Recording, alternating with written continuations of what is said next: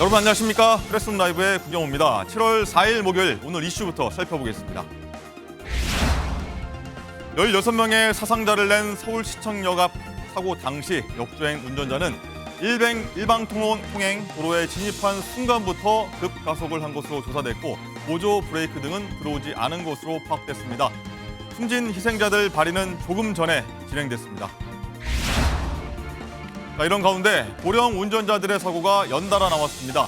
어제 오후 60대 남성이 몰던 택시가 국립중앙의료원 응급실 외벽으로 돌진해 3명이 다쳤고 서울 강남에선 70대 운전자가 몰던 차량이 어린이집 외벽을 들이받았습니다. 국회 본회의에 상정된 최혜병 특검법에 대한 무제한 토론 필리버스터는 어제 오후부터 현재까지 계속 진행되고 있습니다. 하지만 야당이 토론 종결 요구서를 제출하면서 24시간이 지난 오후에는 특검법이 표결 처리될 전망입니다. 저는 이 내용들 들고 60초 뒤에 돌아오겠습니다.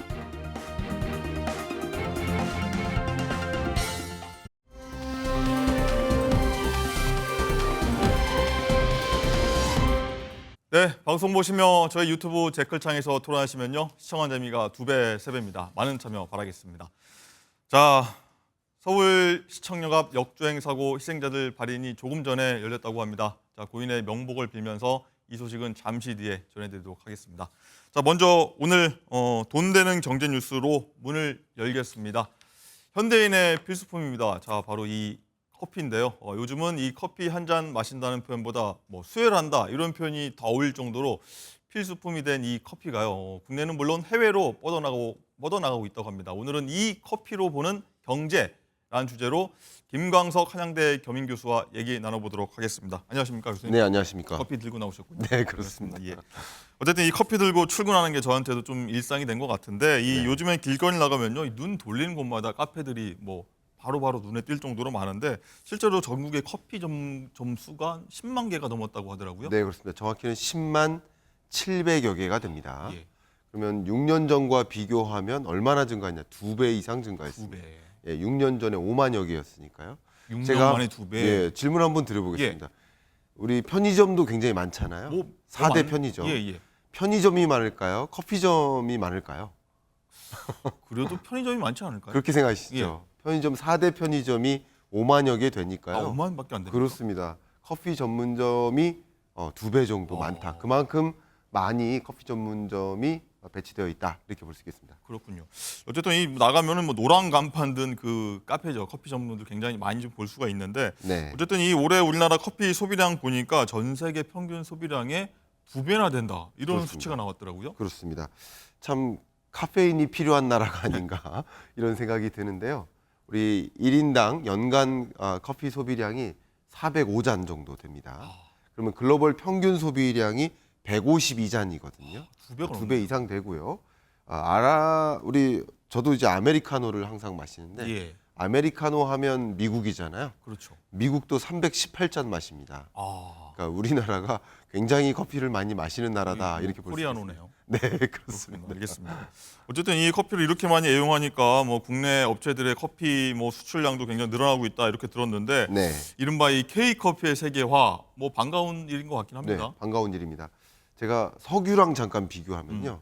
우리나라 기름 한 방울도 안 나는 나라잖아요. 네. 근데 원유를 수입해서 이 석유 제품을 수출하는 수출국이죠. 아, 그런가요? 네, 마찬가지입니다.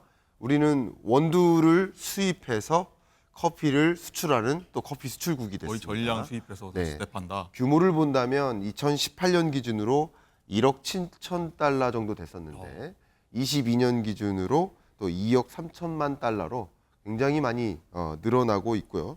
수출 규모가 늘어나는 그 배경 중에 하나는 K컬처입니다.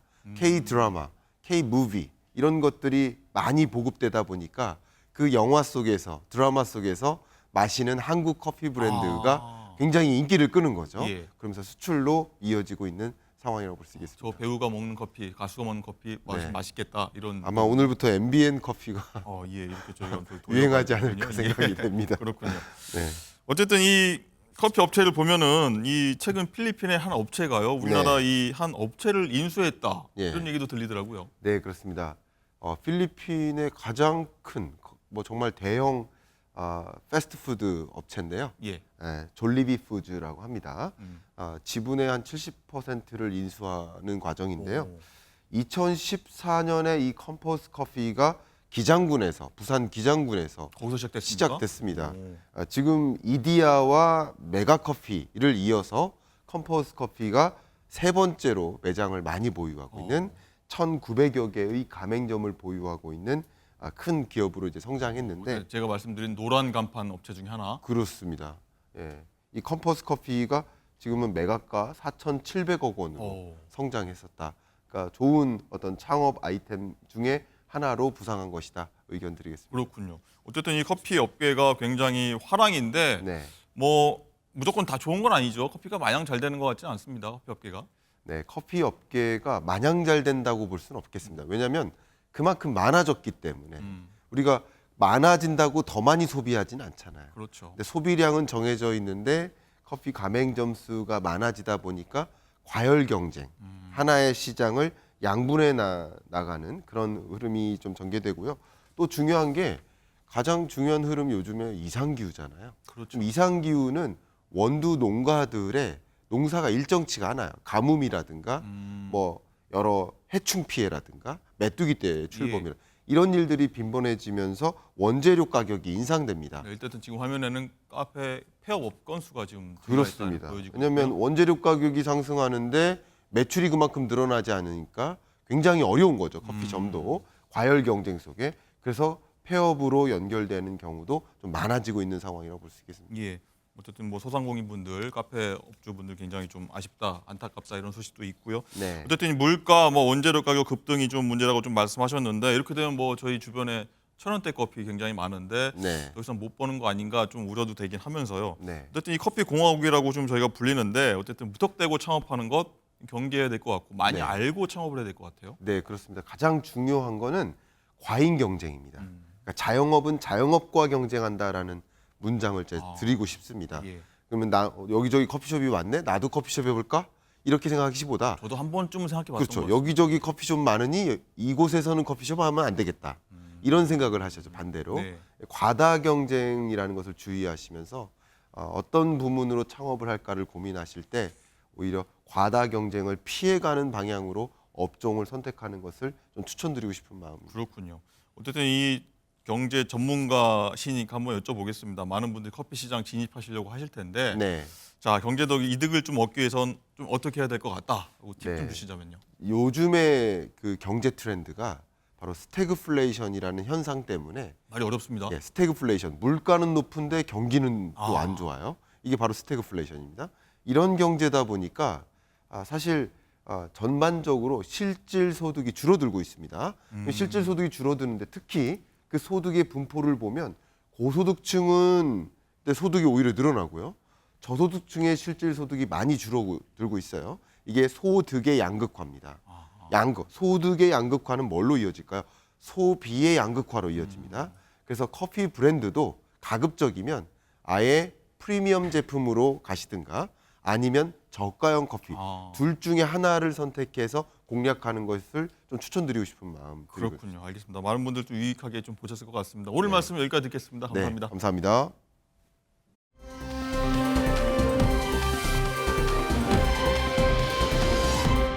자 이번엔요 이 커피 한 잔에 여유를 가졌으면 하는 국회로 저희가 한번 가보겠습니다. 자 막말, 고성, 무례 이런 단어가 떠오르는 게 요즘 국회인데 자 어제 오늘 최혜병 특검법 관련해 무제한 토론 즉 필리버스터가 진행되고 있습니다. 국회 취재기자 연결해서 분위기 살펴보도록 하겠습니다.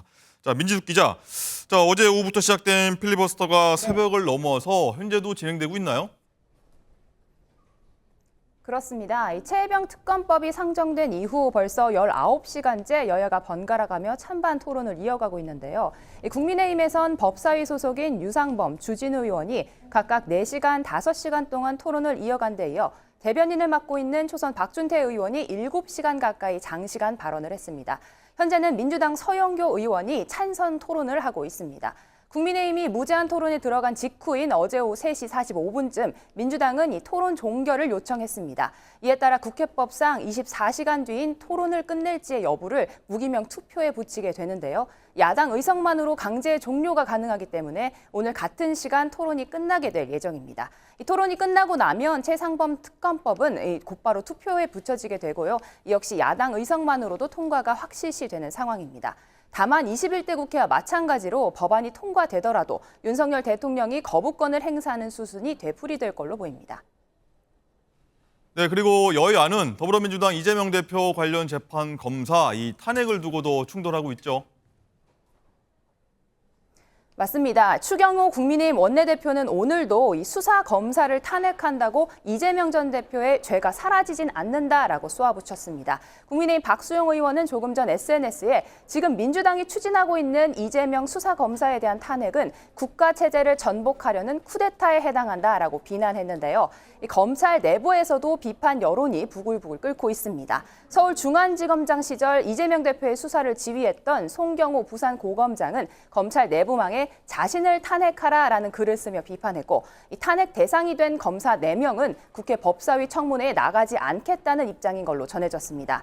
민주당은 해당 검사들이 출석을 거부하면 현행법을 이용해 고발도 불사하겠다라는 방침이라 강대강 대치가 예고됐습니다. 지금까지 국회 로텐더홀에서 MBN 뉴스 민지숙입니다.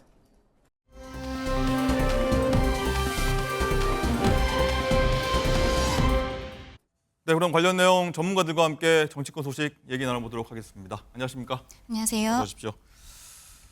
자, 들으신 것처럼 22대 국회 시작부터 파행, 여야 간 정상적인 대화가 불가능하다 이런 수준같이 보입니다. 자, 어제부터 시작한 무제한 토론, 필리버스터 공방 어떤 말들 오갔는지 화면 보고 돌아오겠습니다. 이미 예고했던 안건이고 그래서 순서에 맞춰서 하는 것이고요. 어제는 제일 뒷순서라고 오늘은 왜 앞으로 하고 왜 호떡 뒤집듯이 왜 이렇게 의사 일정을 마음대로 하십니까? 아니 순서대로 하는 거예요. 왜 민주당 마음대로 민주당 시키는 대로 왜 의장님께서 의사 진행을 하십니까? 민주당 시키는 대로 아니고요. 순서에 정해놓은 대로 하는 거예요. 왜 앞뒤가 안 맞게 일관성이 없게 일정 진행을 하십니까? 네, 잘 알았습니다. 그러면 이러니까 우리 의원들이 의장님께 인사를 안 하는 겁니다. 네, 잘 알았습니다. 들어가시죠. 네, 보신 것처럼 국민의힘이 지금도 계속해서 필리버스터를 이어가고 있고요. 종결 동의에 대한 표결이 오후 한 3시 한 45분 이후가 될 것 같습니다. 오늘도 교육, 사회, 문화 분야 대정부 질문 예정돼 있는데 강전의 위원장님, 네. 직함이 많으셔갖고 오늘 좀 이 대정부 질문 무산될 가능성이 커 보입니다. 아무래도 그럴 것으로 보입니다. 어제 한 3시 45분 정도부터 국민의힘이 필리버스터를 시작을 했는데요. 24시간이 지나면은 지금 국회에서 5분의 3, 그러니까 한 180석 이상의 표결이 있으면 이것을 강제 종료를 할 수가 있습니다. 예. 그렇게 강제 종료를 하고 나면 아마도 지금 우원식 의장이 본인 스스로가 이 최상병 특검법에 대해서 찬성한다. 그리고 여기에 대해서 대통령이 제2요구권을 행사하지 않았으면 좋겠다라는 의견을 밝힌 만큼 아마도 바로 이제 상정이 되지 않을까 싶은데요. 그렇게 해서 의결이 되고 이렇게 진행이 된다면 대정부 질문을 할 물리적인 시간도 그렇고 어떠한 이슈에 있어서도 더 이상은 진행되지 않지 않을까. 여기에 대해서 좀 말씀드리고 싶은 것은 기본적으로 대정부 질문을 하는 이 기간에는 안건을 상정하지 않는 게 그동안의 국회의 관행이었었는데 이번에 민주당이 22대 국회가 시작을 하면서 그동안에 국회의장, 법사위원장 이런 것들에 대한 관행들을 계속 무시하고 있는 이 모습들에 대해서 참 유감이다라고 말씀드리고 싶습니다. 예. 어쨌든 이 오늘 오후에 필리버스터가 종료되면 야당이 특검법을 단독으로 처리할 가능성이 높은 상황인데 그러니까 대통령실에서도 민주당은 전대미문의 입법 폭력 쿠데타를 즉각 중단해야 된다 이렇게 좀 반박을 했는데 김종국 행정관님 일단 보면은 똑같이 반복되는 것 같습니다. 이 특검법 통과, 거부권, 그리고 재표결 반복 이렇게 예상이 되는 상황입니다. 예, 대통령실도 제가 볼 때는 좀 용어를 매우 거친 용어로 사용하시는 것 같은데 전대미문의 거부권 행사를 했던 주체가 누구인가 이런 모든 사태의 원인은 대통령실이 입법 국회에서 국회법 절차에 따라서 통과된 법안에 대해서 대통령 또는 대통령실에서 반대한다는 이유만으로 반복적으로 거부권을 행사해 왔던 과정들이 있습니다. 저는 이걸 갖다 행정 독재 또는 행정 독주라고 얘기하는데 또 그다음에 제가 국민의힘 내부에서도 한동훈 후보 같은 경우 중재안을 통해서 특검법을 받아 안지 않으면 국민적인 민심과 여론을 극복할 방법이 없다라고 얘기하는 상황인데 대통령은 솔직히 여당 내부에서 나오는 얘기마저도 다 무시하는 상황이라는 생각이 들고요. 저는 적어도 이런 상황에서 최상병 문제의 진실을 밝힐 수 있는 유일한 방법은 특검밖에 없다는 생각이 들고요. 네. 그래서 국민의힘 의원들도 마찬가지입니다만 민심과 여론을 고려하신다면 대통령실에서 거부권을 행사하더라도 재의결을 했을 때 소위 국민의 여론과 민심을 따르시는 것이 국민의힘의 미래를 위해서도 좋은 게 아닌가 이런 생각을 합니다. 알겠습니다. 지금 현재도 필리버스터가 이어지는 것 같은데 뭐 어제 오후부터 계속 이어지다 보니까 사실 비슷한 말들이 굉장히 오갈 수도 있고 뭐 이 토론하는 국회의원도 마찬가지고 보는 국회의원도 마찬가지고 좀 조는 모습도 일단 일각에서는 네. 보여지고 있어서 일각에서는 필로우 버스터, 베개 버스터라고 하는데 이런 장면들도 연출됐습니다. 어떻게 보셨습니까? 아무래도 한 명의 국회의원 한 4시간 정도씩 필리버스터를 이어나가고 있기 때문에 뭐 같은 이야기가 반복이 되는 부분들도 있을 것이고 또 새벽이 되었을 때 다들 피곤할 수도 있을 것입니다. 근데 지금 뭐 영상에 나가는 것처럼 저렇게 의원들께서 그 국회 본회의장에서 잠이 든 모습이 보인다는 것은 이 법안에 대해서 글쎄요 저런 모습들이 피곤하신 것은 알겠지만 국민들께 보이는 모습 국민의힘 쪽에서 특히 저 법안에 대해서 가볍게 생각하고 있는 것 아니냐라는 인식을 줄 수가 있어 저는 문제라고 생각하는데요. 국민의 입장에서는 최상병 관련 사건에 있어서의 진상규명에 대해서 일단은 지금 공수처에서의 수사를 지켜보고 그리고 그 이후에 미진한 부분이 있을 때는 특검을 대통령이 나서서 하겠다라고 이야기했던 것을 대통령께서 전 국민들 앞에서 직접 말씀하시지 않았습니까? 그러한 모습을 보였기 때문에 그래서 지금 최상병 특검 법안이라는 것 자체에 대해서 반대를 하는 것이지 여기에 대한 진상조사를 반대하는 것이 아니거든요. 그런데 여기에 대해 민주당 쪽에서 강행 처리를 하고 있고 국민의힘에서 필리버스터로서 맞대응을 하고 있는 과정에서 저렇게 현직 의원들이 모습을 자고 있는 모습을 보인다는 것은 굉장히 좀 유감이다. 그리고 스스로도 국민들께 좀 죄송한 말씀을 드려야 되지 않을까라고 생각을 합니다. 네. 저 모습 보고 이제 정점식 정책위 의장이죠 국민의힘 김종욱 행정관님 나가시라 그럴 거면 이렇게 얘기했다 하더라고요. 그러니까요. 제가 볼 때 너무나 라이브한 모습인 거죠. 뭐 예를 들면 특검법 통과되면 대통령에게 거부권을 제한하겠다고 했던 정당 아니겠습니까?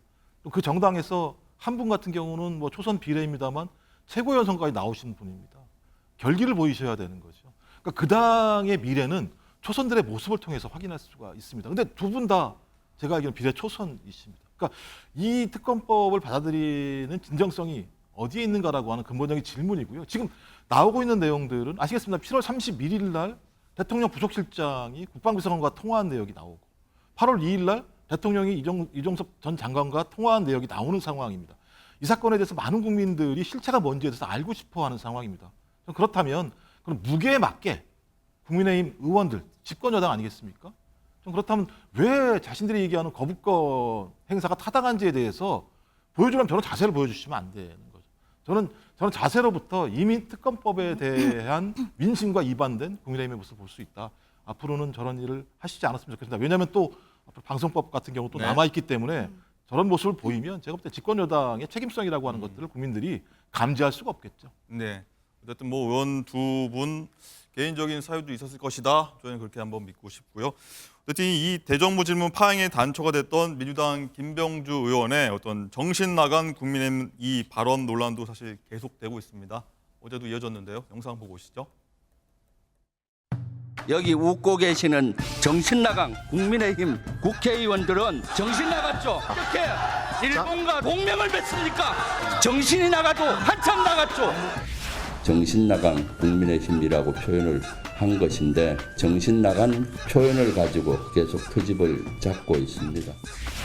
서로 입장이 달라도 상대를 존중하고 거친 언사보다 정제된 모습으로 국회 운영에 임할 수 있기를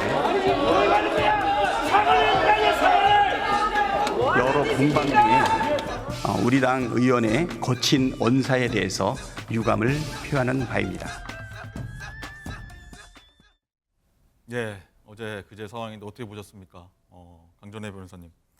김병주 의원은요 이제 눈에 흙이 들어가도 절대 사과 네. 못한다 이런 입장이거든요. 저게 지금 민주당의 모습인 것 같습니다. 22대 국회가 시작하면서 계속적으로 강경 모드로 나가고 있는 모습, 그리고 저기에 대해서 강성 지지층들께서는 오히려 박찬대 원내대표가 유감을 표명한 것에 대해서 문제 제기를 하고 있는 상황이거든요.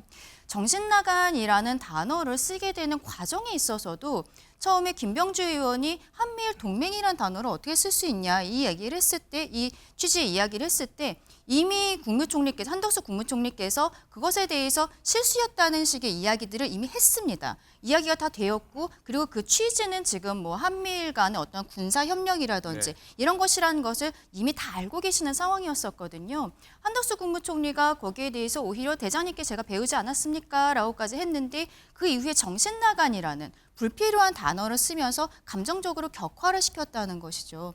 저런 모습이 전 국민들께서 지켜보고 계시는 본회의장에서 있었다는 것이 굉장히 유감이다. 그리고 여기에 대해 전 당연히 사과를 해야 된다고 생각하는데, 사과를 해야 되는 부분은 한미일 동맹이라는 잘못된 단어를 쓴 것은 국민의힘이 실수를 한 것이 맞고, 정신나간이라는 단어를 썼다는 것에 대해서 사과하시면 되는 거거든요. 그런데 동맹이라는 단어에 대해서 거기에 대해 나는 사과할 수 없다, 다른 이야기를 하고 계시는 거예요. 그렇다면은 지금 박찬대 원내대표는 왜 유감을 표명을 했습니까?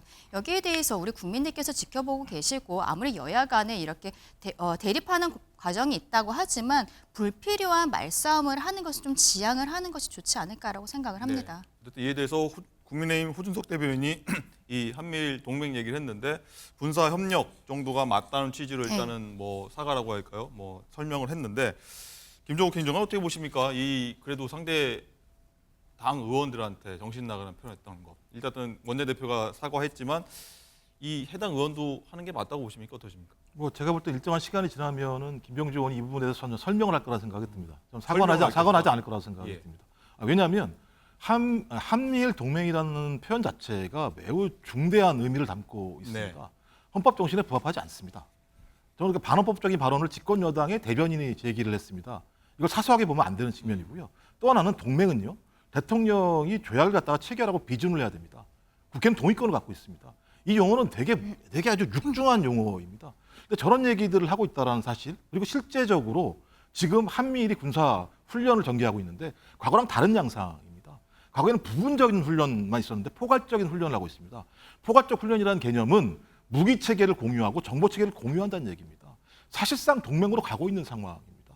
좀 그렇다면 이 문제에 대해서 국회가 충분한 협의를 해야 되는 것이고, 토론을 해야 되는 것이고, 만약 그것이 사실이라면 막아야 되는 것이죠. 저는 이런 것을 전제로 해서 그런 토론을 한다고 하는 전제를 통해서 그것이 합의된다면, 저는 김병주 의원이 군 출신입니다만 정신나간이라는 표현에 대해서 본인이 사과할 수 있다는 생각이 들긴 합니다만, 적어도 집권 여당이기 때문에 한미일 동맹이라는 표현에 대해서 표현상의 문제다라고 말씀하시기에는 그 자체의 함의가 너무 크기 때문에 저는 이제라도 좀 국회 차원에서 이 부분에 대한 좀 치열한 토론이 좀 필요하다고 생각합니다. 국민의힘에서 이제 공식적인 사과를 먼저 해야 된다고 보시는 겁니까? 그러니까 한미일 동맹은요, 대통령이 조약을 갖다가 체결하고 비준을 한 다음에 그래서 동의를 받아야지만 가능한 내용입니다. 그 용어 자체가.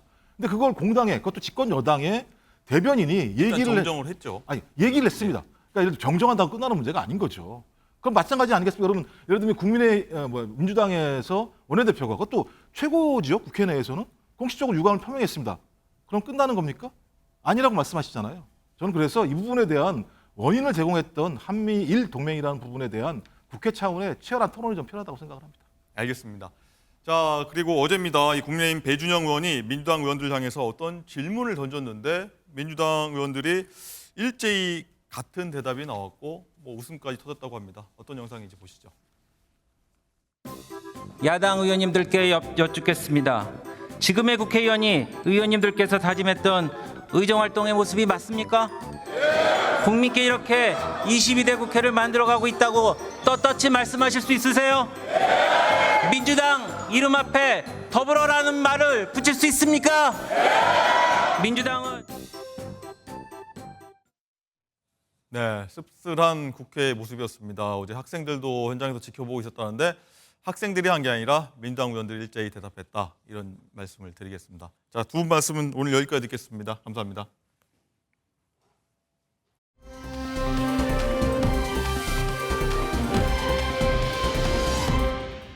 시신 방치냐 규정대로냐. 자, 리포트 보는 내내 답답했습니다. 관련 내용 전문가와 살펴보도록 하겠습니다. 어서 오십시오.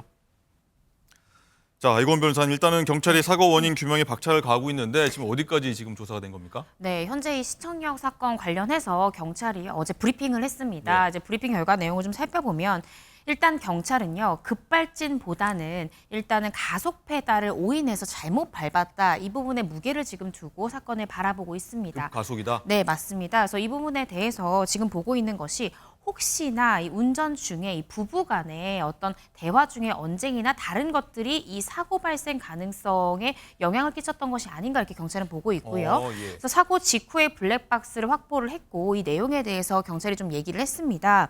그런데 조금 이상한 부분이 그 웨스틴 조선 호텔 그 주차장 가보시면 나선형으로 굉장히 네, 좁습니다. 돌고, 예. 그래서 거기는 당연히 천천히 나올 수밖에 없고요. 네. 나와서 이 주차장을 바로 빠져나오는 그 방지턱 부분부터 가속이 시작됐다는 겁니다. 그래서 그게 가속이 이제 시작이 돼서 길을 잘못 들자 이 블랙박스에 녹음이 된 게 보면은 가속이 시작되기 전까지는요, 이제 호텔에서 식사가 참 좋았다. 이렇게 이제 네. 부부간의 대화가 오고 갔던 것으로 보여지고 그런 다음에 서로 이렇게 화기애애하게 대화를 주고받다가 역주행해서 잘못 이 길을 든 걸 깨닫자 운전자가 이렇게 좀 하는 네. 이런 소리가 들렸다라고 하고요. 그러면서 이제 충돌하는 장면, 충돌을 하고 나서는 대화가 일부 끊겼고요. 그런 다음에 이 부인이 천천히 좀 가라, 왜 이렇게 빨리 가냐라고 대화한 것도 녹음이 되어 있다고 합니다. 그래서 이 블랙박스의 녹음들을 전반적으로 살펴봤을 때 어떤 급발진이다. 이 기계 왜 이래? 이거 왜 이렇게 차가 내 맘대로 안 되지? 이런 식의 대화가 있었다라고 경찰이 브리핑하는 중에 얘기를 하지 않았거든요. 예. 사실 EDR 기록이나 이런 것들은 결국 그 기계에 기록된 그 엑셀과 그 브레이크의 그냥 그 기록에 불과하기 때문에 사실 더 중요한 증거는 블랙박스 상에 이 사건 관계자인 가해자와 동승자가 어떤 대화를 나눴느냐도 이게 급발진 여부를 판단할 수 있는 중요한 요소인데 네. 어제 경찰이 브리핑에서 밝힌 바로는 어떤 급발진을 예상할 수 있는 부부 간의 대화는 나오진 않았습니다. 예. 자, 어제 나온 얘기 한번 쭉 정리를 한번 해주셨고요. 자, 진실량에서 하나씩 저희가 추적해 보겠습니다. 네. 어쨌든 이 말씀하신 대로 이 주차장 이 차량이 나오면서 이 방지턱 지날 때 그때부터 이제 일방통행 도로 진입하면서 바로 그냥 가속 시작됐다 이렇게 말씀하셨는데 네. 이 방지턱을 지날 땐 사실 속도를 줄이고자 브레이크를 밟는 게 상식적이거든요. 네. 근데 이게 안 됐다. 어떻게 좀 봐야 됩니까? 그러니까 이 부분에 대해서 당연히 가해자 측에서는 이 부분이 내가 어떤 의도적인 가속 페달이 아니라 이때부터 내 말을 차가 안 들었다라고 주장할 수 있는 맘대로 가기 포인트다. 시작했다. 네, 그럴 수도 있고요. 또 반대로 생각해 보면 일방통행 도로인데 이분이 만약에 이 길에 대한 초행길이었다고 하면 4차로나 되는 길이 일방통행이다라고 우리가 쉽사리 좀 예상하기 좀 어렵지 않습니까? 보통 양방통행인 경우가 많기 때문에 질러서 반대쪽으로 가려고 하기 때문에 빨리 가속 페달을 밟아서 자기가 가려고 하던 그 진행 방향으로 좀 옮기려고 좀 더 빠르게 가속 페달을 밟았을 가능성도 있고요. 네. 이 부분에 대해서는 이 가해자 오늘 아마 조사가 시작될 것 같은데요. 이 웨스틴 조선 호텔의 일방통행 이 도로를 평소에 오간 적이 있는지 이 지리를 잘 알았는지 한번 수사를 벌여봐야 될 것 같습니다. 네, 아무래도 뭐 다른 지역에 사시는 분이기 때문에 아마 처음 초행길이다라고 좀 무게가 잡히긴 하는데 네. 어쨌든 그 길이 직진을 할 것처럼 오인이 되긴 해서 간혹 어떤 분들이 일주일에 한두 번씩은 역주행을 한다고 하긴 합니다. 네. 하지만 아무리 밤이었다고 해도 일방통행길이라고 어떤 표지판이 안 보였다고 해도 신호등이 없거든요. 네. 신호등이 없는데 어떻게 직진했을까? 저는 의문은 남긴 해요. 네, 맞습니다. 운전을 업으로 하신 지가 17년 차라고 지금 나오고 예. 있는데요. 버스 기사로만 7년, 또 화물차 운전 경력이 10년이신데 그렇다고 하면 사실 운전에 있어서는 굉장히 베테랑 운전기사일 것 같습니다. 근데 아무리 베테랑이라고 하더라도요. 저도 10년 이상 운전을 했지만 사실 초행길에서 여기가 일방통행 구역이다 잘못 들어가는 경험 아마 시청자분들도 좀 있으실 텐데요. 잘못 들어가는데 마주본 차가 온다 당황할 수 있습니다. 충분히. 그래서 그랬을 가능성이 있을까를 좀 봐야 될 것 같고 제가 가장 주목하고 싶은 부분은 블랙박스에서 중요한 건 사실 1초 만에 인도를 덮쳤기 때문에 그 1초 사이에 어떤 대화가 오가기는 굉장히 어렵겠죠. 그리고 그렇죠. 실제 그 블랙박스 영상을 본다 하더라도 말할 겨를이 없습니다. 말할 겨를이 없습니다. 그래서 그 실제로 충돌이 있었을 때는 부부간 대화가 단절됐었다라고 경찰이 밝히기도 했었는데 그렇다고 하면 차가 멈춰 섰을 때 부인이든지 이 가해차량의 운전자든지 차가 왜 이러지? 이거 브레이크 아무리 밟아도 안 됐어. 라는 대화가 사고 직후에는 블랙박스에 녹음이 되어 있어야 된다고 생각이 듭니다. 그래서 바로 이제 운전석에서 내려서 경찰한테 얘기할 때만 급발진을 이야기했던 건지 경찰을 만나기 전에도 양자 간의 대화에서 급발진의 이제 그 인식에 대한 대화가 있었는지 좀 봐야 될 것 같습니다. 그렇군요. 어쨌든 이 핵심 단서 중에 하나가 이 타이어 자국, 이른바 스키드 마크라고 하는 건데 네. 이게 경찰이 입장을 밝혔는데 사고 현장에선 이 스키드 마크가 없었다. 없었다고 하는 건 사실 상식적으로 생각할 때 브레이크를 밟았든 안 밟았든 일단 네. 브레이크가 작동하지 않았다라고 보는 게 좀 합리적일 것 같긴 하거든요. 그렇습니다. 그러니까 경찰이 이 부분을 왜 강조하냐면 네. 경찰과 지금 가해자 입장이 좀 다릅니다. 가해자는 내가 브레이크를 아무리 밟아도 멈추지 않았다라는 주장이고요. 경찰은 브레이크를 밟지 않았다. 브레이크를 엑셀을 브레이크로 오인해서 엑셀을 밟았을 뿐이지 브레이크 자체를 밟지 않았다라는 주장입니다. 따라서 이 경찰이 지금 생각하는 그 가설이 맞으려면 브레이크를 밟지 않아야 되는 거죠. 예. 그래서 이 스키드 마크라는 게 이제 뭘까? 이 도로 보시면 왜 까만 줄이 이제 이렇게 남겨진 그런 경우가 있는데 풋브레이크 알고 보면 까만 타이어 자국이죠. 맞습니다. 타이어가 이렇게 녹으면서 마찰력에 의해서 도로에 까맣게 이렇게 자국이 남습니다. 그럼 이 스키드 마크의 길이에 따라서 어느 시점부터 브레이크를 밟았는지 제동거리가 어느 정도 됐는지를 추산해 볼 수 있거든요. 네. 그러면 브레이크를 진짜로 밟았는지 제대로 작동이 됐는지를 좀 살펴볼 수 있는데 경찰이 주목한 부분은 사고 지점에 이런 스키드 마크가 없기 때문에 가해자는 난 브레이크를 밟았다라고 주장하지만 밟지 않았다. 그러한 이 경찰의 주장 내용에 더 맞는 증거다라고 경찰은 보고 있습니다. 예, 그렇군요. 어쨌든 아까 말씀해 주셨지만 이 뭐 굉장히 지라시라고 하죠. 이런 거 네. 많이 돌았습니다. 부부 싸움으로 인한 사고다 이런 루머 있었는데 그 동승자 아내분이 여기에 대한 입장도 밝혔어요. 맞습니다. 동승자 아내분은요. 절대 그럴 리가 없다. 아니 좋은 호텔에서 식사하고 나왔는데 우리가 왜 싸우겠냐라고 했고요. 그리고 경찰이 그 블랙박스 내용을 좀 일부 공개를 했는데 네. 분명히 주차장을 빠져나오고 이게 사고가 발생하기 전까지는 호텔 식사 참 좋았다라는 화기애애하게 대화하는 내용이 녹음되어 있었다는 겁니다. 블랙박스예요? 네, 그래서 이 부분에 대해서는 뭐 이 지금 동승자의 주장 내용도 그렇고요. 실제 블랙박스에서도 어떤 사고 직전에 뭐 언쟁을 벌였다거나 그런 부분 밝혀지지 않았고요. 그 지금 부인 같은 경우에는 우리 성당에 꾸준히 나가고 착하게 사는 부부다라면서 절대 이 부부 싸움이 원인이라는 말은 사실이 아니다라고 강력 부인했습니다. 네. 착하게 사는 거하고 부부싸움 연관관계가 있는지 모르겠습니다만 어쨌든요.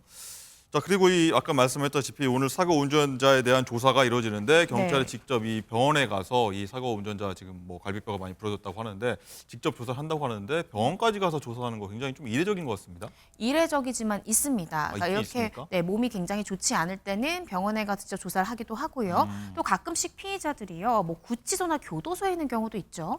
근데 굉장히 먼 지역의 교도소에 있는 경우에는 경찰서 한 번 때문에 수감돼 있는 사람 이쪽으로 보내기가 어렵기 때문에 경찰이 교도소로 출장을 가서 조사하는 방문 조사 형태가 가끔 이루어집니다. 근데 지금 이 사건 자체가 워낙 세간에 지금 이목을 집중하고 있기도 하고 많은 분들이 지금 가해자가 왜 그랬을까에 주목하고 있기 때문에 네. 아무리 갈비뼈에 부상을 입어서 지금 서울대 병원에서 치료 중이지 않습니까? 그래도 계속해서 이 부분 조사를 연기할 수는 없기 때문에 지금 어느 정도 말씀은 하실 수 있는 것 같아요. 그래서 경찰에서는 일단 가해자의 진술을 들어야 구속영장 신청 여부를 결정할 수 있습니다. 그러니까 가해자 조사 없이 구속영장 신청은 거의 사실상 불가능하기 때문에 네. 일단은 가해자의 입장부터 좀 청취를 하고 이후에 이제 영장 신청 가능성 여부를 결정을 해야 되지 않습니까? 네. 따라서 빠르게 피의자 조사가 필요하기 때문에 일단 병원으로 우리가 직접 가서 우리가 질문을 미리 준비를 해놓고 이 부분에 대해서 조사를 좀 하겠다라는 입장입니다. 네. 이 부분과 관련해서 경찰이 오늘 오후에 브리핑한다고 하니까 어떤 내용인지 한번 지켜보도록 하겠고요. 어쨌든 이 사고 원인 규명 시급하지만 이 피해자 그리고 네. 희생자분들 보상도 사실 뭐 신경 쓸 부분이긴 한데 이 손해보험사죠. 가해 운전자가 가입했던 이 손해보험사도 대책 마련을 하고 있다고 들었습니다. 아, 그렇습니다. 정말 다행인 점은요. 이 네. 손해보험사에서도 이 보상 문제를 전담할 이 대책 본부를 마련했다고 합니다. 대책 본부 마련. 네, 근데 이 운전자가 가입한 그 보험 상품 장치가 어떤 한도 없이 보상되는 거라서 피해자들 또 유족들이 입은 피해를 이제 한도 없이 보상받을 수 있는 상품은 맞고 구체적인 이 보험 계약상의 약관까지 공개할 수는 없지만 네. 뭐 보상의 한도랄지 보상의 방법이랄지 이런 것들은 문제가 없어서 최대한 유족 측에 이제 좀 합당하도록 보상이 이루어지도록 노력하겠다라고 보험사가 밝히기도 했습니다. 네.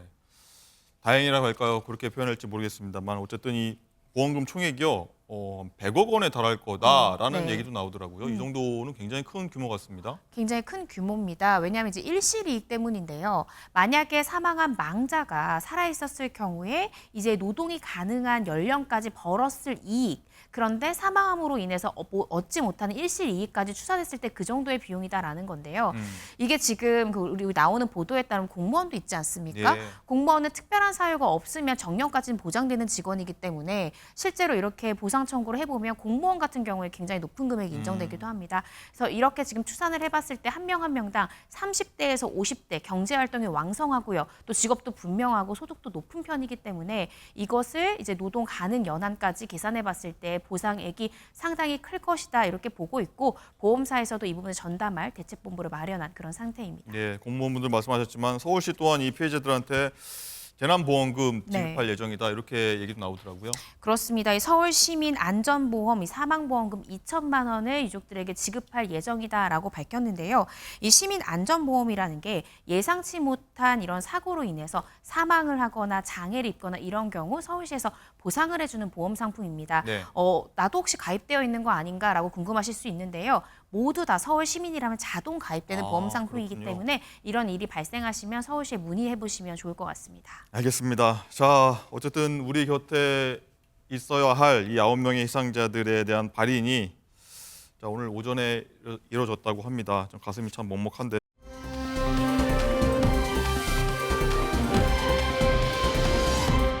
자, 사고 희생자 9명 오늘 발인이 이어졌는데 다시 한번 삼가 고인의 명복을 빌겠습니다.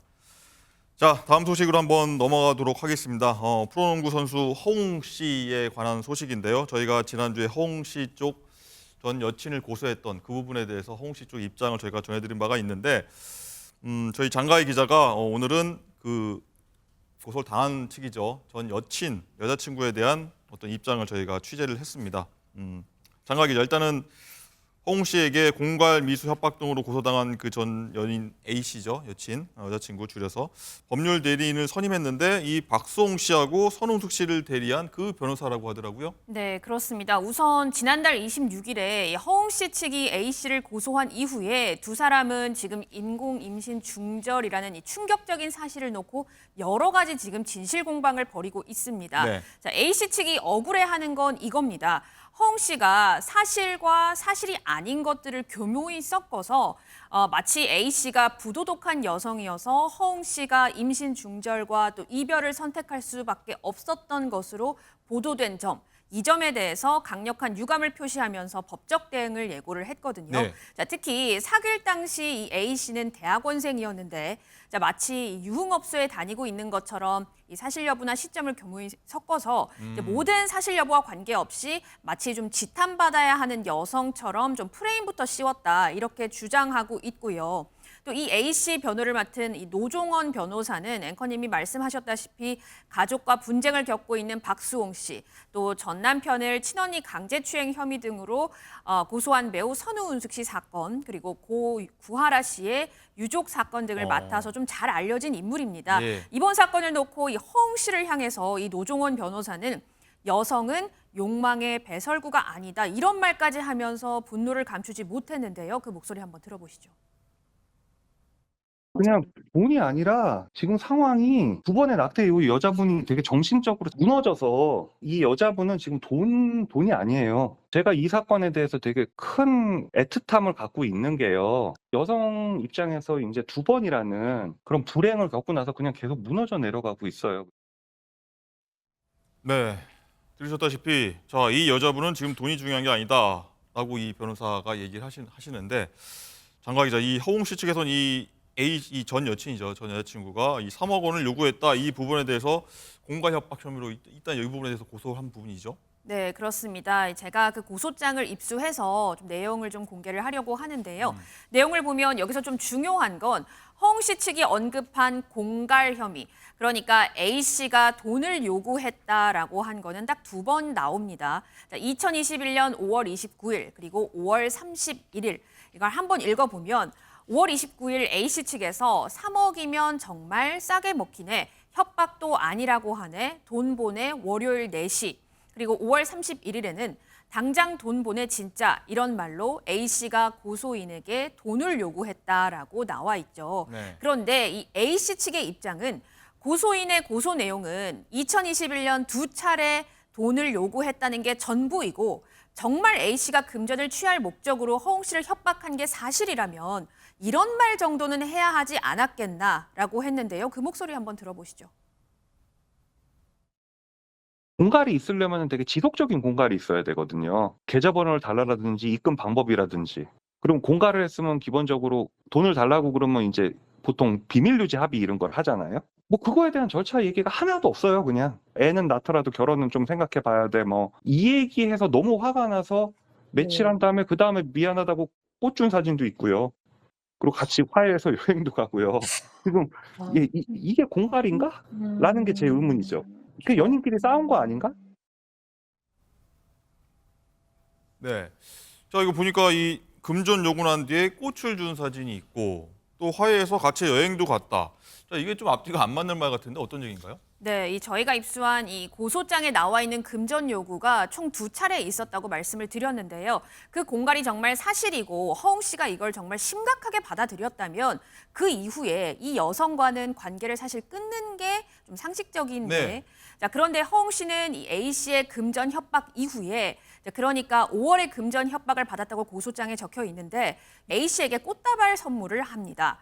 지금 저 사진이 A 씨가 주장하는 이 허웅 씨가 줬다고 하는 꽃인데요. 내용이 있습니다. 저 카드가 적혀 있는데 내용이 네. 힘내고 내가 항상 옆에 있으니까 웃으면서 행복하게 지내자. 우리는 하나야. 라고 이 카드가 적혀 있죠. 네. 또 뿐만 아니라 두 사람은 또 7월 10일 한 호텔에서 하루를 보내면서 다정하게 찍은 영상이 있는데 이게 또 여성 측에서 공개를 했습니다. 사진을 보시면 7월 10일 허웅 씨가 이 여성을 찍어준 사진이 있고 또 영상을 보면 두 사람이 무척 다정해 보이는 모습이 있는데 자, 이런 측면에서 2021년 5월에 있었던 금전 요구를 2024년인 지금에 와서 고소 범죄 사실에 적시를 하는 게 A씨 측에서는 이해가 안 된다는 겁니다. 자, 이에 대해서 제가 허웅 씨 입장을 좀 취재를 앞서서 했었는데 예. 허웅 씨는요. 최근까지도 A씨의 금전 요구가 있었다면서 당시 헤어지고 만나고를 반복했었지만 최근까지 이어진 금전 요구에 허웅 씨가 상당히 고통받아 했다라고 했고요. 또 허웅 씨는 지난 6월 프로농구 챔피언 결정전 당시 팀을 승리로 이끌었는데 그때 당시에도 A씨의 연락을 받았어야 했다면서 굉장히 고통스러운 상황이었다라고 언급을 했습니다. 예.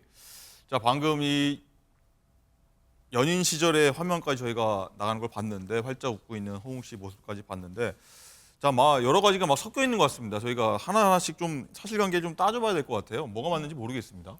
맞습니다. 특히 이제 전 연인, 그러니까 이 사건 발생 당시에 연인 관계에서 이제 공갈죄가 인정되는 게 사실 좀 어렵고요. 이제 판례를 좀 살펴보더라도 연인 사이에서 했던 이 돈 요구가 무죄가 선고된 예가 또 꽤나 많습니다. 왜냐하면 범행 당시에 이렇게 돈을 요구하는 가해자 입장에서도 공갈의 고의가 있어야 됩니다. 내가 이 사람을 협박해서 그로 인한 어떤 경제적 이득을 취하려는 공갈의 고의라는 것이 있어야 되는데 지금 이제 A 씨의 법률 대리인의 입장에서는 연인 간의 단순히 이제 다툼이 있었고 그 과정 중에서 이제 본인도 억울하니까 3억 원을 달라라는 거지 정말로 구체적으로 받으려는 의사가 있었다고 하면 입금 방법이랄지 이런 것들을 상세히 얘기했을 거다. 근데 가해자 또한 공갈의 고의가 없었지만 받아들이는 상대방도 이로 인해서 어떤 의사결정에 방해가 될 만큼의 그런 피해가 없었기 때문에 바로 이어서 꽃도 줬었고 여행도 갔었다. 이거는 공갈에서 얘기하는 협박에 해당하지 않는다. 또 우리도 공갈의 고의가 없었다라는 주장입니다. 그래서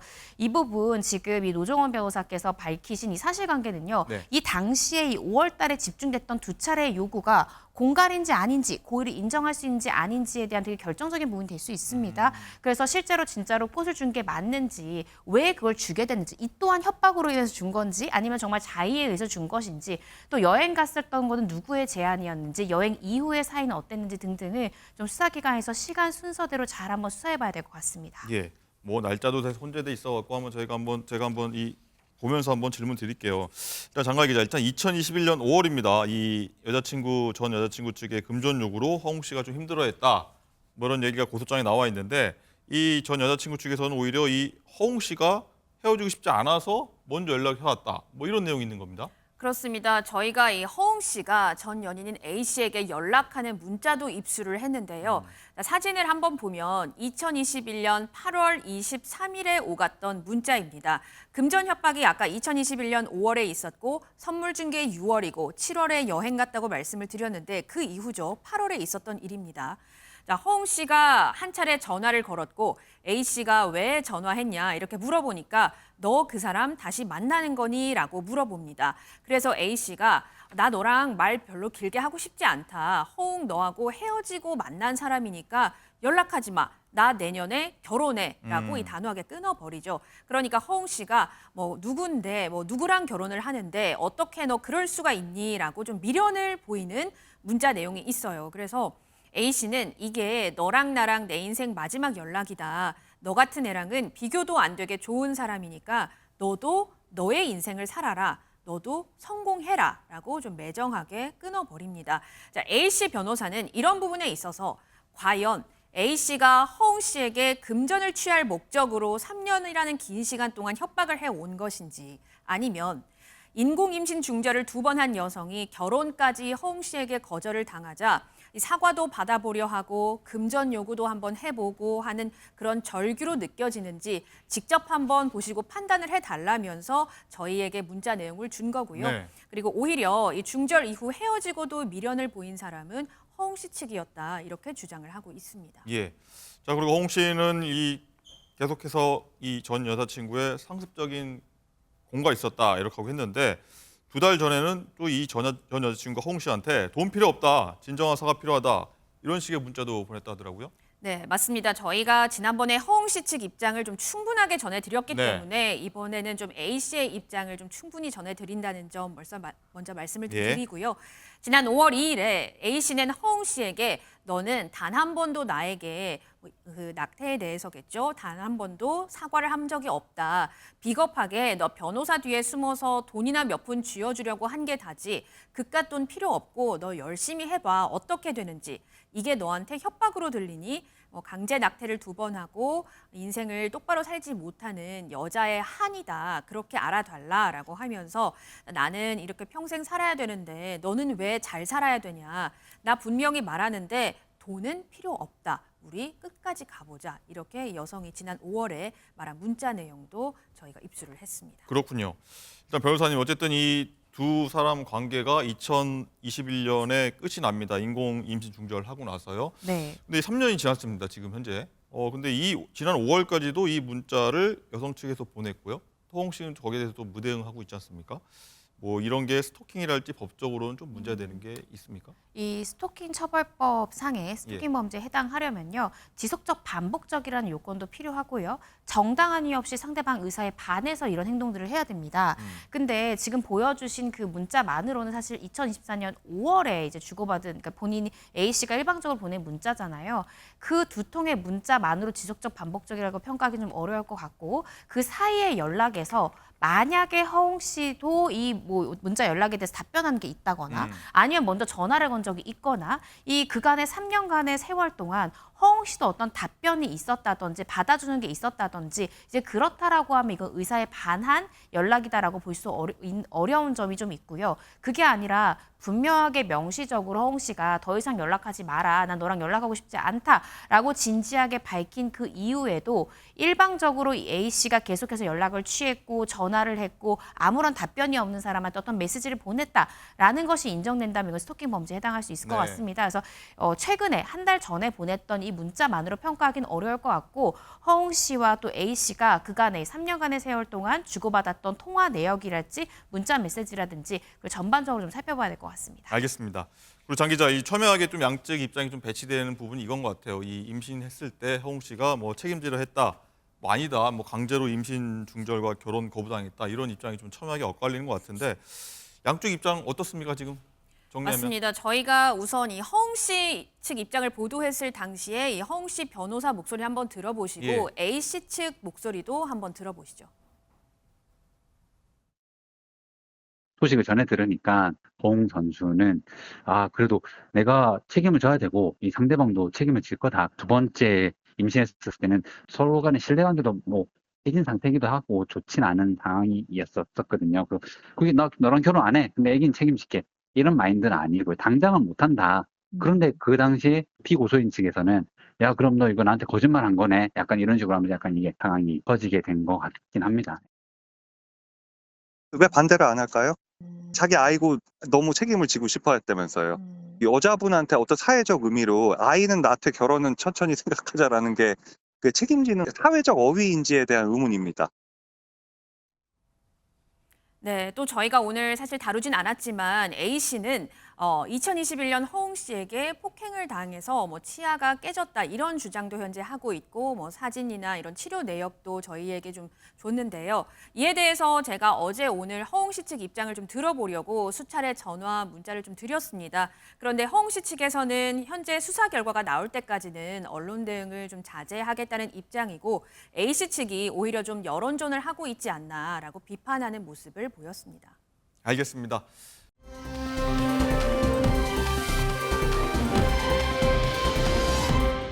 라이브픽입니다. 달력의 빨간 날, 이 공휴일이 주말과 겹쳐서 또 퐁당퐁당 징검다리 연휴 때문에 넉넉하게 푹 쉬고 싶은데 그러지 못했던 경험 있으시죠? 정부가 우리나라의 공휴일을 요일제로 추진한다고 밝혀서 화제입니다. 우리나라 공휴일은 지금까지 날짜로 지정돼 왔죠. 예를 들어 올해 6월 6일 현충일은 목요일이라 금요일에 휴가를 내야만 주말까지 연이어 쉴 수 있었는데 이렇게 날짜를 특정하는 방식이 아닌 6월의 첫 번째 월요일, 두 번째 월요일 이런 식으로 요일을 특정해서 토일, 월 연이어 쉴 수 있게 하겠다는 겁니다. 시민들의 불편 해소와 시장 경제를 활성화하기 위해 빠르면 2026년부터 시행될 전망이라는데요. 실제로 미국은 월요일 공휴일법, 일본은 해피 먼데이 제도를 운영 중인데 시장 경제가 살아나고 시장의 부가가치도 올라 긍정적인 반응을 얻고 있다고요. 하지만 일부 누리꾼들 사이에선 공휴일 의미에 초점을 맞춰야지 내수 경제에 이용하려 하면 안 된다며 비판의 목소리도 나오고 있습니다. 조 바이든 미국 대통령의 대선 토론 참패로 후보 교체론이 제기되는 가운데 CNN 여론조사에서 버락 오바마 전 대통령의 부인 미셸 오바마 여사가 대선 후보로 출마할 경우 트럼프 전 대통령을 압도한다는 결과가 나와 놀라움을 주고 있습니다. 미셸 여사의 높은 지지율, 바이든 대통령의 떨어진 지지율을 확인할 수 있는데요. 민주당 지지층 56%도 후보를 바꾸면 대선 승리가 가능하다고 답했습니다. 하지만 그동안 미셸 여사는 여러 차례 대선 출마 의사가 없다고 말해왔다고요. 미국의 여론조사 기관은 바이든 대통령이 지난 27일 열린 TV토론에서 최대 약점인 고령 논란을 불식시키지 못했고 쉰 목소리로 말을 더듬어 오히려 논란을 더 키웠다고 지적했습니다. 민주당 지지자의 32%도 바이든 대통령이 재선을 포기해야 한다고 답했다고 하네요. 지금까지 라이브픽 전해드렸습니다.